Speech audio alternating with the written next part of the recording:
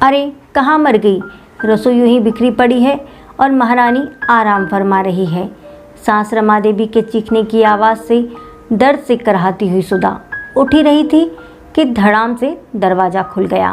दरवाजे पर सास ससुर दोनों ही गुस्से से तमतमाते हुए खड़े थे।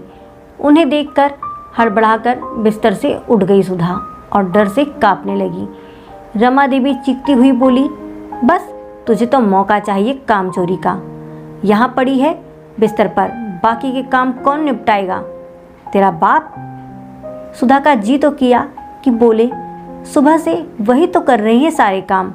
पूरे बदन में दर्द हो गया है पर बोल नहीं पाई। कारण माता पिता के संस्कार और सहनशीलता। परिवार में 4 बहुएं थी, किसी पर कोई पाबंदी नहीं थी, बस उस पर ही सारे प्रतिबंध थे। नौकरानी से ज़्यादा हैसियत नहीं थी उसकी। कारण कुछ और नहीं था बल्कि पति की कम आमदनी थी, बाकियों की अपेक्षा। अपने ही ख्यालों में खोई थी वो। कितना कुछ कह डाला सास ससुर ने उसे, एहसास भी नहीं हुआ। तंद्रा तब टूटी जब सास ने आवेग में आकर उसके हाथों को पकड़कर लगभग घसीटते हुए कमरे से बाहर ढकेल दिया। वो लड़खड़ाती हुई अभी गिरने ही वाली थी कि उसी वक्त काम से आए उसके पति की बाहों ने संभाल लिया। माता पिता का ऐसा रूप देखकर पति सुरेश भौचक्का रह गया।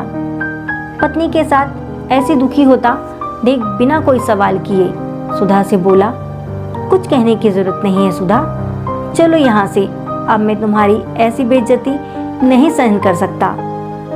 सुधा, चलो यहाँ से, अब हम उस घर में नहीं रह सकते जहाँ इंसानों से ज़्यादा पैसों को अहमियत दी जाती हो।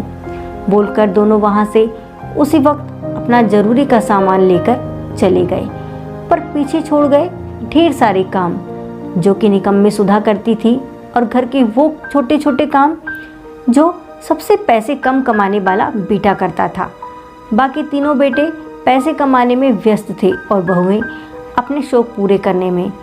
सुधा और सुरेश अपनी जिम्मेदारी को समझते हुए अपने कर्तव्य को पूरा कर रहे थे, लेकिन माता पिता दोनों सुरेश को हर चीज़ में कम आंकते और हमेशा कटुतानों से पेट भर देते, जिसका परिणाम बेचारी सुधा को भी भुगतना पड़ता। कम आमदनी वाले पति की पत्नी जो ठहरी। सुधा और सुरेश को अब घर छोड़े लगभग 6 महीनों से ज़्यादा हो गया। किसी ने खबर तक नहीं ली, माँ बाप ने भी खबर तक नहीं ली। किस मुंह से खबर लेते, हिम्मत ही नहीं जुटा पाए थे बेटे से बात करने की। पैसे कमाने वाले तीनों बेटों पर से खमन जो चकनाचूर हो गया था।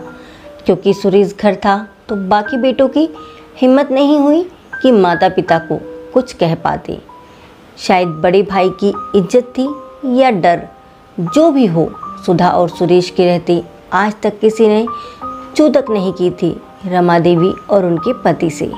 लेकिन सुधा सुरेश के घर छोड़ने के 10 दिन बाद तीनों बहुओं और बेटों ने बड़ी चालाकी से और धोखाधड़ी से घर के कागज अपने नाम करवा लिए।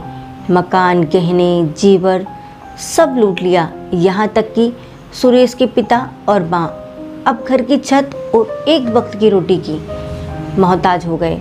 रमा देवी और उनके पति के हालात अब भिखारियों से भी ज़्यादा बुरे हो गए।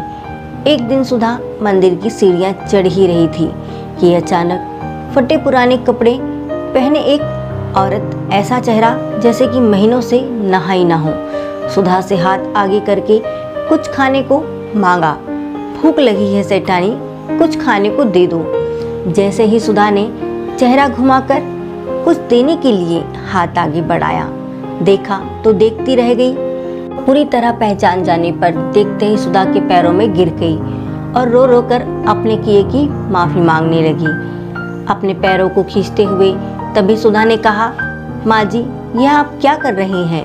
आप प्लीज़ मुझे जीते जी नर्क में मत भेजिए। चलिए घर चलते हैं। अब रमा देवी और उनके पति बड़े बेटी और बहू की हैसियत को देखकर आंखें शर्म से झुकी हुई थी। घर, गाड़ी, नौकर चाकर सब था दोनों के पास। यह पाने के लिए दिन रात एक करके आज यह मुकाम जो पाया था। बहू बेटे से अपने किए की माफ़ी मांगकर अब सुधा और सुरेश को भी न दिया गया माता पिता द्वारा मान सम्मान और भर भर के खूब सारा प्यार दुलार किया। जिसके लिए सुधा और सुरेश हमेशा के लिए तरस रहे थे। बहू बेटे ने भी खुले दिल से माँ और पिता द्वारा की गई गलतियों को भूलकर और यह बोलते हुए कि आपने हमारे साथ ऐसा रवैया ना अपनाया होता तो आज हम इतने ऐशो आराम वाली ज़िंदगी शायद ना जी पाते। सुधा और सुरेश ने अपने माता पिता को खुशी खुशी अपना लिया। तब दोनों ने आशीर्वाद देते हुए रमा देवी और उनके पति के मुंह से निकला, नसीब वाले हैं हम जो ऐसी देवी जैसी बहू को ना समझ पाए। तब सुरेश ने आंख मारते हुए कहा कि मैं देवता।